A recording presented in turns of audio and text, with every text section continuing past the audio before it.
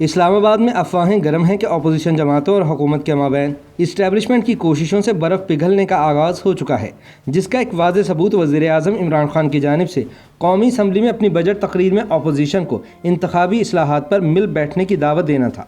ये भी पिछले 3 बरस में पहला मौका था कि अपोजिशन जमातों ने हंगामा आराई करने की बजाय बड़े तहम्मुल और सुकून से वज़ीर-ए-आज़म की 1.5 घंटा तवील तकरीर सुनी। चुनांचे ये चहमगोइयाँ शुरू हो गई हैं कि अपोजिशन और हुकूमत में बढ़ते फासले सिमटना शुरू हो गए हैं।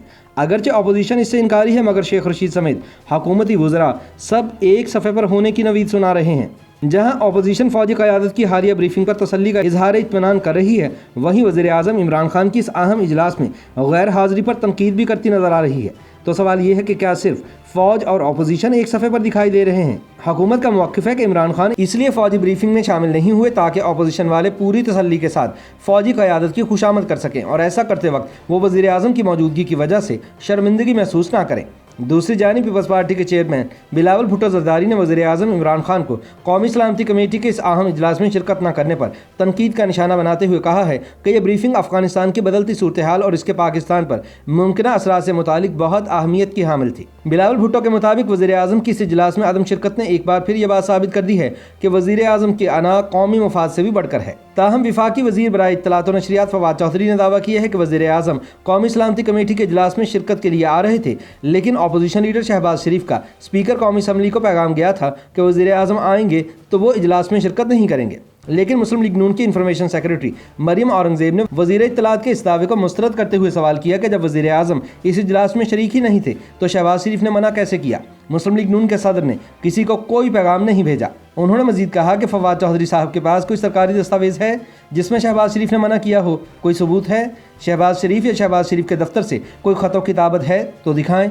पीपल्स पार्टी के रुकन कौमी असम्बली शाजिया मरी ने बताया कि जहां तक कौमी सलामती की कमेटी के इजलास की बात है तो खुद उनकी पार्टी के चेयरमैन बिलावल भुट्टो ने अफगानिस्तान की सूरत हाल पर ब्रीफिंग के बारे में कहा था और दौरान ब्रीफिंग वज़ीर-ए-आज़म की गैर मौजूदगी पर भी सवाल उठाया। उनके मुताबिक मुतादिद सवालात ऐसे हैं कि जिनके जवाब चीफ एग्जीक्यूटिव को ही देना होते हैं, क्योंकि उनके पास ऐसे तमाम फैसलों के इख्तियारात हैं। उनकी राय में खुद इजलास में शरीक न होकर इस तरह इदारों को सामने कर देना ज़्यादती है। शाजिया मरी ने कहा कि जब भी कोई अहम मौका आता है तो वज़ीर-ए-आज़म पार्लियामेंट से बाहर रहते हैं। उन्होंने माजी में पेशावर आर्मी पब्लिक स्कूल पर हमले से लेकर कश्मीर की खुसूसी हैसियत खत्म होने तक अहम अमूर पर वज़ीर-ए-आज़म की पार्लियामेंट से गैर मौजूदगी का जिक्र किया। शाजिया मरी के मुताबिक वज़ीर-ए-आज़म का कौमी मफाद में हर चीज़ से बालातर होकर ऐसे इजलासों में शिरकत करनी चाहिए, क्योंकि मुल्क उनकी गैर संजीदगी का मुतहम्मिल नहीं हो सकता और अफगानिस्तान के हालात के असरात पाकिस्तान पर बड़े गहरे होंगे। जब उनसे ये पूछा गया कि क्या बजट सेशन पर वज़ीर-ए-आज़म के साथ अपोजिशन की कोई डील हुई थी, तो शाजिया मरी ने बताया कि उनकी क़यादत को स्पीकर चैम्बर बुलाया गया और वज़ीर-ए-आज़म की तकरीर से मुतालिक बात की गई। उनके मुताबिक हम तो वैसे भी कहते हैं कि पार्लियामेंट को अखाड़ा ना बनाया जाए, हम एक अरसे से स्पीकर को याद दिलाते हैं कि पार्लियामेंट को आइन और कानून के तहत चलाया जाए। ताहम हुकूमत की तरफ से राब्ते करने पर इस बात पर इत्तफाक हुआ कि वज़ीर-ए-आज़म अपनी तकरीर में कौमी मफाद पर बात करेंगे और अपोजिशन क़यादत पर इल्ज़ाम तराशी नहीं करेंगे, वरना सियासी कारकुनान इस पर रद्द-ए-अमल देंगे, क्योंकि वो अपनी क़यादत पर इस तरह कीचड़ उछालने को पसंद नहीं करते। शाजिया मरी के मुताबिक पार्लिमानी रवायात हैं कि पार्लियामेंट का माहौल अच्छा रखने के लिए कोशिशें की जाती हैं, मगर इसका हरगिज़ मतलब ये नहीं कि कोई समझौता हो गया है। उनके मुताबिक हुकूमत को आइंदा भी सीधे रस्ते पर रखने के लिए पार्लिमानी रवायात याद कराते रहेंगे। लेकिन सियासी तजियाकारों की आरा भी सूरत हाल पर मुनक़सिम नज़र आ रही है।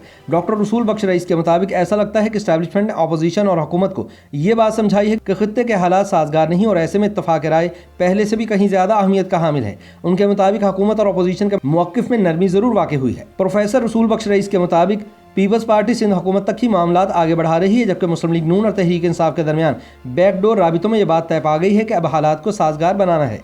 सीनियर सहाफ़ी ज़ियाउद्दीन का कहना है कि सीज़ फायर मुतवक्के था, क्योंकि वज़ीर-ए-आज़म को अपनी बात कहनी थी और फिर इसके बदले में उन्होंने अपोजिशन को चोर और डाकू नहीं कहा। उनके मुताबिक इस वक्त मुफाहमत मुमकिन नहीं है, क्योंकि इमरान खान जमहूरियत में भी क्रिकेट के उसूल लागू करना चाहते हैं।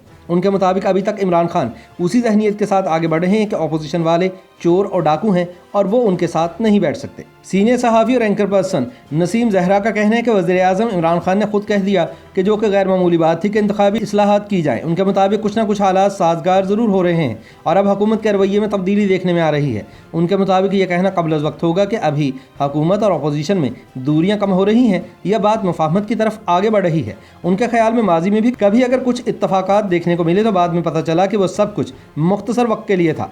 डॉक्टर रसूल बख्श रईस के मुताबिक इमरान इमरान खान को ये बात समझा दी गई है कि उनके ऑफिस को ये बात जेब नहीं देती कि वह हर वक्त अपोजिशन को ही तनकीद का निशाना बनाते रहें।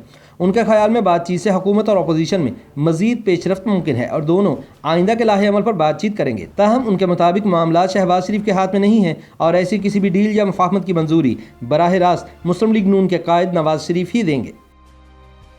YouTube पर गूगली न्यूज देखने के लिए youtube.com की सर्च बार में गूगली न्यूज टीवी टाइप करें। गूगली न्यूज के पेज पर सुर्ख रंग के सब्सक्रिप्शन वाले बटन पर क्लिक करना ना भूलिए। YouTube पेज पर अपलोड होने वाली वीडियोस से बाखबर रहने के लिए बेल आइकन पर क्लिक कीजिए। आपको हर नई वीडियो के बारे में नोटिफिकेशन मौसूल हो जाएगा।